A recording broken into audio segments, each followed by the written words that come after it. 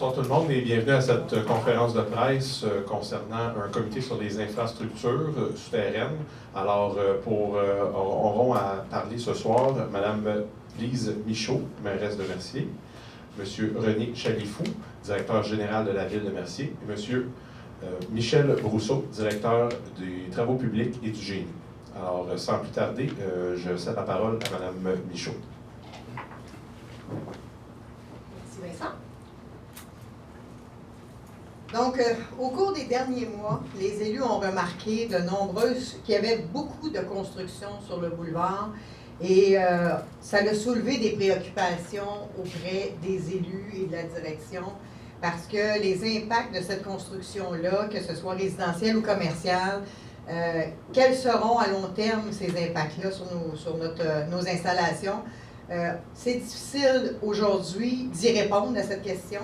Et c'est pour cette raison qu'on a décidé de mettre en place un comité qui va faire une analyse rapide parce qu'on ne veut pas stopper la construction à Mercier, mais on veut être certain qu'on va le faire de façon intelligente. Et c'est pour cette raison qu'on a demandé à la direction générale de mettre en place un comité sur l'évaluation des infrastructures souterraines, que ce soit égouts, pluvial et sanitaire, que ce soit pour l'aqueduc, que ce soit pour la circulation aussi. Donc, on aimerait avoir un état de situation, une photo qu'on a actuellement, puis les prévisions de l'avenir. Donc, c'est la raison pour laquelle on a mis un moratoire sur les nouvelles demandes de construction. Et je vais laisser M. Chalifou vous en parler plus en détail concernant le comité et le suivi. Merci, Mme Michaud. Alors, j'invite M. René Chalifou, directeur général de la Ville de Mercier, à venir prendre la parole. Bonsoir tout le monde. En fait, le moratoire qui a été adopté par le conseil municipal en septembre dernier nous permet de suspendre tout nouveau développement commercial ou résidentiel sur le territoire de la Ville, le temps qu'un état de situation soit prêt. Le comité a été formé en fait pour faire un état de situation complet et soumettre des recommandations au conseil de ville. Le comité est dirigé dans le fond par M. Michel Brousseau, qui est ici présent, qui est directeur des travaux publics et du génie de la Ville. Il va être assisté par M. Bruno Possa, qui est le chef de division génie à la Ville de Mercier. M. Claude Léger, qui est vice-président exécutif de Macogep, une firme spécialisée en infrastructure, et de M. Luc Héroldi, directeur de projet de la firme Simo. Si d'autres interventions urgentes s'avèrent nécessaires d'ici là, toute l'administration municipale sera évidemment mobilisée afin d'assurer en tout temps un service de qualité aux citoyens. En fait, le mandat confié au comité est de dresser un portrait juste du réseau.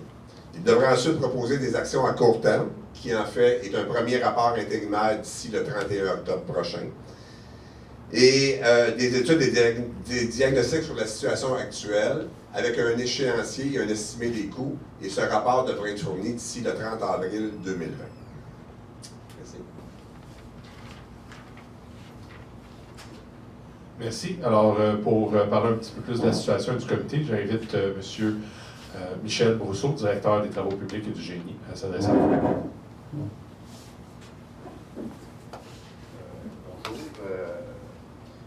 M. Chalifou, il a bien décrit la mandat du comité à l'instant. Les premières étapes qu'on est en train de réaliser, c'est de faire un bon diagnostic des situations. Fait qu'on regarde là, des plaintes qu'on a reçues, puis on essaie de faire des corrélations avec des événements qui sont connus. On parle des événements comme des baisses de pression, des problèmes d'eau jaune. On regarde s'il y a des utilisations de bonne fontaine par les incendies ou d'autres dans ces moments-là. Si on a eu des bris d'aqueduc, des bris d'aqueduc, est-ce qu'il y a des par rapport aux pressions du réseau? On essaye là, de faire une bonne analyse de tout ça pour être en mesure de faire des recommandations, puis comme M. Chalifou a dit, faire un plan d'action pour les mesures à prendre à court terme et à long terme pour mieux connaître et améliorer le fonctionnement de nos réseaux.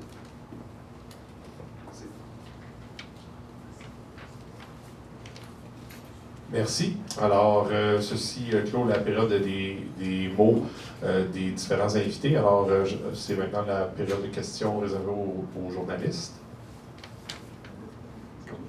Mais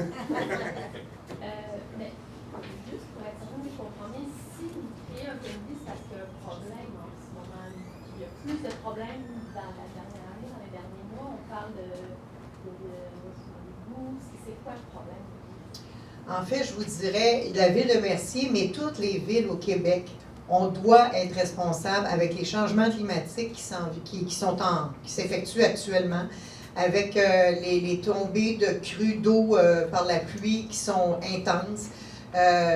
On a des signaux qui nous sont donnés et on doit faire en sorte d'analyser la situation et de voir comment on peut s'adapter aux changements climatiques qui s'en viennent, tout en continuant à développer le territoire comme on est en train de le faire. À Mercier, on a eu beaucoup de demandes de permis, ça a explosé.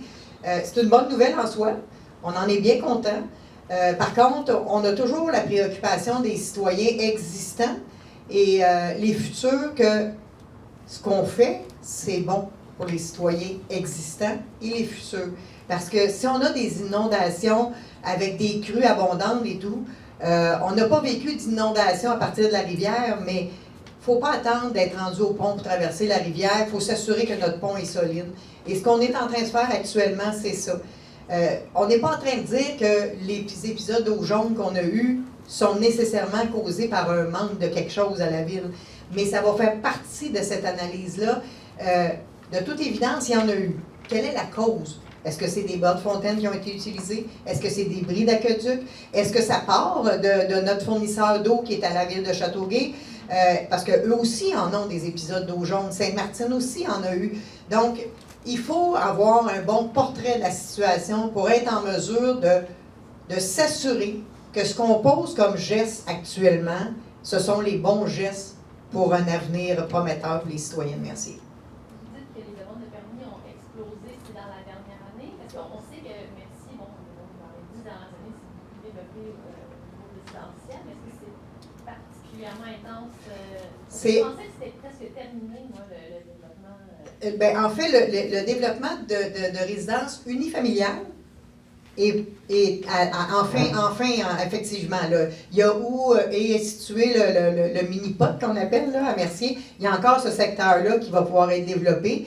Et il y a le secteur du prolongement de la rue Lalonde qui est aussi sur la planche à dessin actuellement, qui vont être des résidences plus unifamiliales ou des semi-détachées. Mais la grosse portion où il y a un éclatement actuellement, c'est des condos, des logements, des 12, des 24, des 48 logements. Il faut s'assurer que quand on parle de résidences avec des 48 logements qui sont sur 3 étages et demi, il faut être capable de fournir. Et il faut être capable de les fournir, mais il faut aussi être capable de continuer à fournir les résidents qu'on a actuellement sur le territoire. Fait que, ceci étant dit, peut-être que la réponse est oui, puis qu'on se préoccupe pour rien. Si c'est le cas, tant mieux. Mais on veut juste être sûr. Puis avez-vous une idée de l'état des infrastructures? C'est-tu vieux, le système de tuyaux? Est-ce que ça pourrait être éventuellement à changer, à moderniser? Oui, bien, la ville de Mercier, comme la plupart des villes du Québec, pour avoir accès à des subventions, ils ont fait des plans d'intervention. Alors, il y a un diagnostic qui a été fait sur l'état des conduites.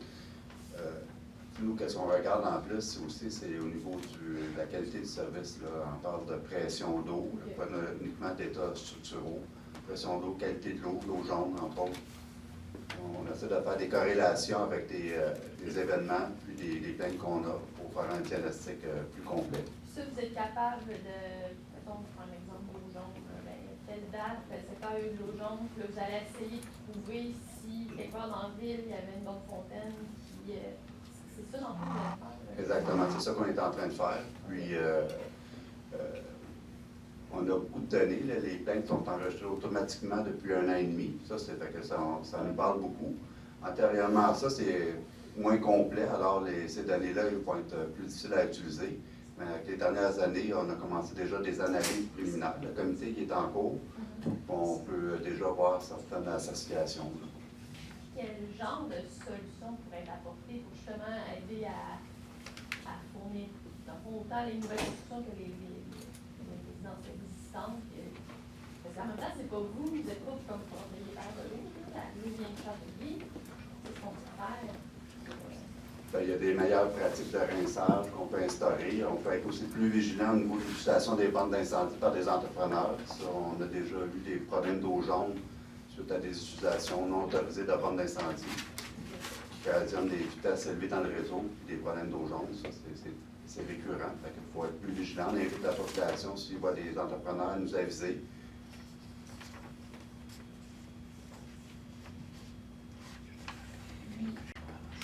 Dans le fond, vous avez octroyé un contrat à la firme Macojet puis Simon? Oui, effectivement. Mais en fait, c'est des travaux plus à l'heure. On a mis un contrat qui n'a pas un montant fixé au total, mais qui vont travailler à l'heure avec les travaux qu'ils vont faire avec M. Rousseau et M. Poissard. Pour les deux firmes.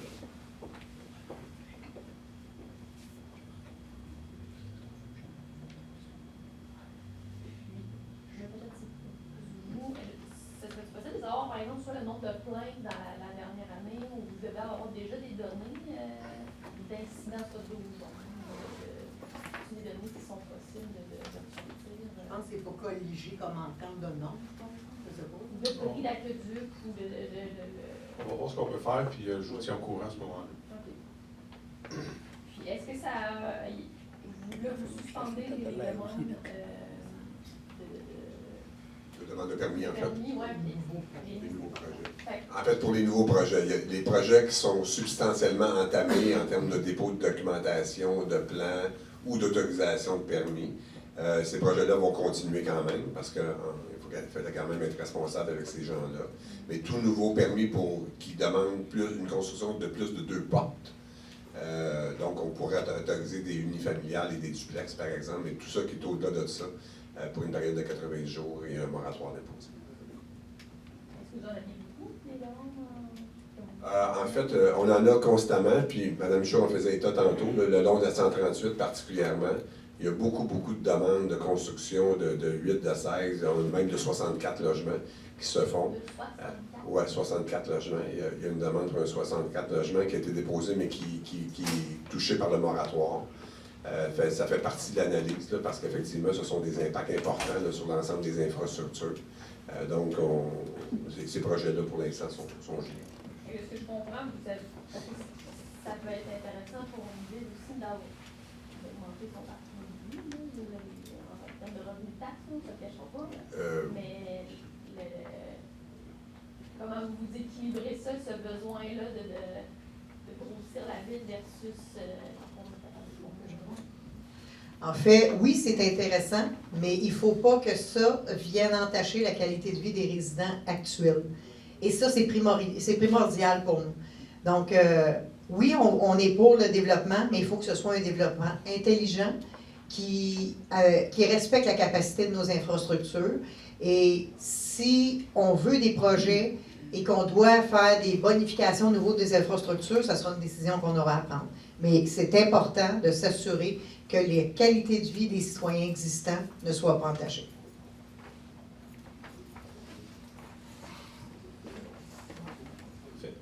Merci. Merci. Alors, ceci clôt notre conférence de presse. Alors, merci d'avoir été présent. Je vous souhaite une bonne fin de soirée.